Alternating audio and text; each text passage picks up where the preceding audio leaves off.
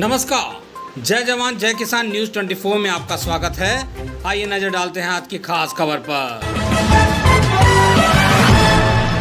जिला इटावा के Triveni Devi Ganga Shri girls degree college विधानसभा भड़थना में स्थित है। विद्यालय के प्रबंधक प्रदीप कुमार व कोऑर्डिनेटर रागिनी दुबे जी पिछले कई साल से शिक्षा के क्षेत्र में जुड़ी हुई हैं। प्रबंधक जी ने बताया कि कोरोना काल के समय में भी ऑनलाइन लगवा रहे थे क्लासेस। प्रबंधक जी ने कहा कि शिक्षा उस शेरनी का दूध है जो पिएगा वो दहाड़ेगा। प्रबंधक जी ने बताया कि बच्चों के ऊपर कोरोना के बाद से विशेष ध्यान दिया जा रहा है। प्रबंधक जी ने कहा कि अपने जीवन में सिर्फ शिक्षा को आगे बढ़ाने के लिए हमने ये कदम उठाया है। प्रबंधक जी ने बताया कि कोरोना के बाद से स्कूल में लगवा रहे हैं एक्स्ट्रा क्लासेस। देखिए जिला इटावा से पवन कुमार के साथ गजेंद्र सिंह की खास रिपोर्ट।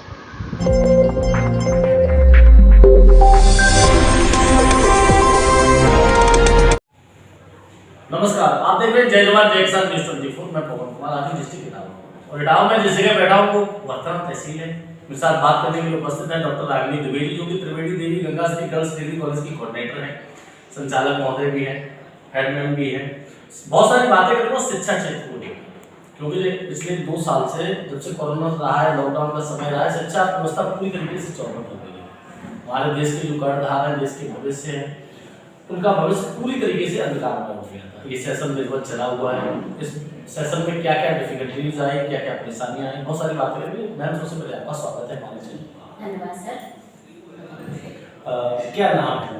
सर मैं डॉक्टर रागिनी दुबे, त्रिवेणी देवी गंगा श्री कॉलेज। जी जी मैम, ये 2 साल का जो समय रहा 2020-21, ये बहुत बुरा समय था हमारे देश में, और सबसे ज्यादा परेशानियों का सामना किया हमारे विद्यालयों ने किया और हमारे बच्चों ने किया। देश का भविष्य है। 2022 में विद्वत कॉलेज खुला, बच्चे विद्यालय में आए, तो क्या क्या चेंजेस आए। और सबसे पहले बात की शुरुआत करता हूँ कोरोना काल की। उस समय मेन समस्याएं क्या रही विद्यालय में? सर सबसे बड़ी समस्या तो ये थी कि बच्चों का घर में कैद हो जाना सबसे बड़ी समस्या थी, और सबसे बड़ा प्रभाव उनकी शिक्षा पर ही पड़ा है। क्योंकि जब बच्चे विद्यालय आते हैं तो उनका मानसिक विकास, शारीरिक विकास, सब तरह का विकास होता है। लेकिन जब बच्चे घर में कैद हो गए तो उनका मानसिक विकास भी रुक गया और शारीरिक विकास भी रुक गया। इस तरह से बच्चों के अंदर हीन भावना से भी वो ग्रस्त हो गए। और सबसे बड़ी बात की क्या कहते हैं, पैसे के लेकर भी बहुत सारी समस्याएं उत्पन्न हुई। हाँ, बहुत सारी समस्याएं पैसों को लेकर उत्पन्न हुई, क्योंकि सारे कारोबार सब बंद हो गए, तो बच्चों के ऊपर भी उसका बहुत बुरा प्रभाव पड़ा है। तो अब जब बच्चे आने लगे हैं तो धीरे धीरे लाइन पे आ रहे हैं, लेकिन अभी वो बात नहीं है, उस तरह से नहीं मतलब हो पाया अभी जैसे पहले चलता था। क्योंकि आने वाले समय में यदि इस तरीके का संघर्ष करना पड़े तो कैसे उस संघर्ष को अपने बल से लड़ पाएंगे, अपने बल से समाधान उसका कर पाएंगे और उसके साथ जी पाएंगे। बड़ी अच्छी बात की मैम। मैं समय ऐसे आते रहते हैं, हम लोगों को भी तैयार रहना चाहिए। सरकार ने हमें एक व्यवस्था दी थी ऑनलाइन, क्योंकि रूरल इलाके में विद्यालय विद्यार्थी हमारे ज़्यादातर 80% रूरल इलाके से संबंधित हैं। क्या लगता है कितना कारगर साबित हुआ ये ऑनलाइन व्यवस्था हमारे यहाँ? देखिए सर, ऑनलाइन जो व्यवस्था थी, जो महानगरों में और जो तहसील स्तर के जो गांव शहर हैं, उनके लिए तो काफ़ी हद तक बहुत अच्छी रही। क्योंकि बहुत सारे कोचिंग संस्थान ऐसे हैं जो कोरोना काल में मतलब ऑफलाइन बंद करके ऑनलाइन पे आए हैं, तो वो नज़र में आए सबके कि कौन कौन मतलब बहुत अच्छे जो कोचिंग सेंटर हैं वो पढ़ा रहे हैं, तो वो नज़र में आए। ये तो एक उनका प्लस पॉइंट हो गया।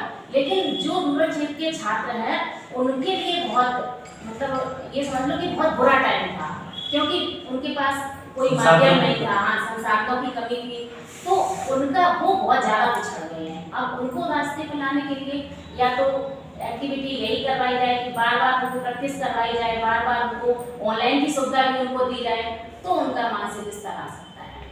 मानव जीवन में शिक्षा का कितना महत्व आप समझते हैं? जैसे सर शरीर के लिए भोजन की आवश्यकता होती है, वैसे ही मानसिक विचारों को वृद्धि करने के लिए शिक्षा की आवश्यकता होती है। अगर शिक्षा नहीं है तो जैसे कि भूख प्यास काम क्रोध ये सारे जो हमारे आचरण है, ये तो पशुओं में भी होते हैं। तो अगर इंसान अगर है तो वो शिक्षा के बिना तो पशु के समान ही है। मैं क्वेश्चन आपसे बड़ा अंतर्गत यदि बच्चों को विद्यालय से अच्छी शिक्षा दी जाए तो बच्चा उन संस्कारों को समझेगा, जानेगा और अपने आचरण में उतारेगा, जिससे हमारे समाज का नाम भी ऊंचा होगा। हम ये कहना चाहते हैं कि अगर संस्कार की बात है तो परिवार से मेल जो बाकी वो तो सबसे पहले है ही, लेकिन आजकल जो बच्चा जैसे कि तुम्हारा ये क्या कहते हैं BEd है, BTC है, BTech है, इन सब में तो संस्कार BTech वगैरह में तो बिल्कुल समाप्त कर दिए गए, जैसे CBSE बोर्ड में बिल्कुल समाप्त किया है। लेकिन इसके लिए सरकार भी एक कार्य कर सकती है कि नैतिक शिक्षा को हर प्रधान अगर सब विषयों में, क्योंकि जो बच्चा पढ़ता है जो उसके आत्मसात करता है उसको, तो जो बच्चे आत्मसात करते हैं उसको अपने जीवन में फॉलो करते हैं हमेशा। तो अगर नैतिक शिक्षा को एक विषय बना के सब में प्रस्तुत कर दिया जाए तो फिर बच्चों में संस्कार बढ़ सकते हैं।